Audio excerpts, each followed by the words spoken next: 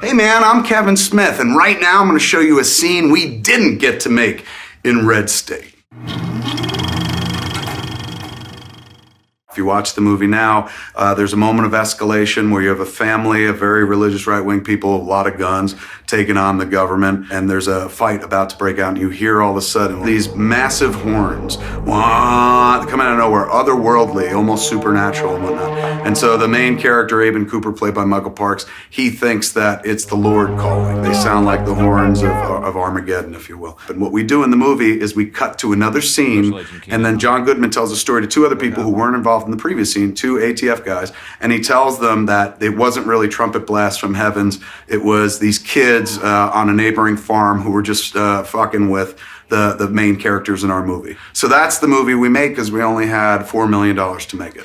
The real ending to the movie, if I had $15 million to make it, the real ending was this. So we have our moment where you're hearing the horns. Aben Cooper explains what everything is. He says, the day of the Lord, he's coming for you and whatnot. In the script, what then happened was, as Aben Cooper was in the face of John Goodman's character, the ATF guy, he was going, shoot me, shoot me, shoot me, and he's right in his face.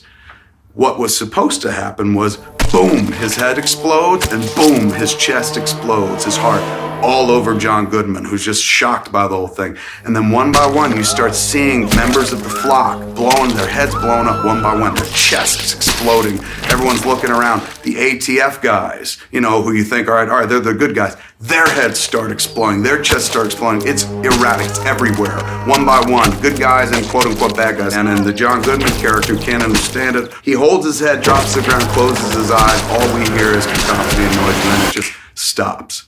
And so then we were in darkness, and then we'd go to POV, so, you know, basically we'd let in some light, and then we were gonna cut to John Goodman, kind of finally looking up and opening his eyes. Everyone else is dead and headless with their chests explode. And he looks over to the left, and there's a gigantic angel, 10-foot angel wearing full armor with a giant sword, and he's got the last member of the church on the sword, and he pulls it out. So you realize their heads exploding, their chests were angels just slaughtering everybody.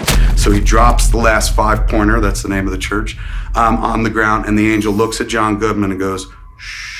And then the angel like takes off, gigantic wings, man. We thought about going to Ben Affleck. He was in Dogma, did the same thing with the wings. Couldn't get him, he's Batman now. So, and anyway, the angel would take off, and then as he banked right into the sky, like John Goodman was meant to watch him go, all of a sudden you see the 4 horsemen of the apocalypse ride across the sky, giant as life. Credits. That movie, that ending would have cost more than every movie I ever made put together in one. If you don't do the apocalypse, it's much cheaper to do a movie.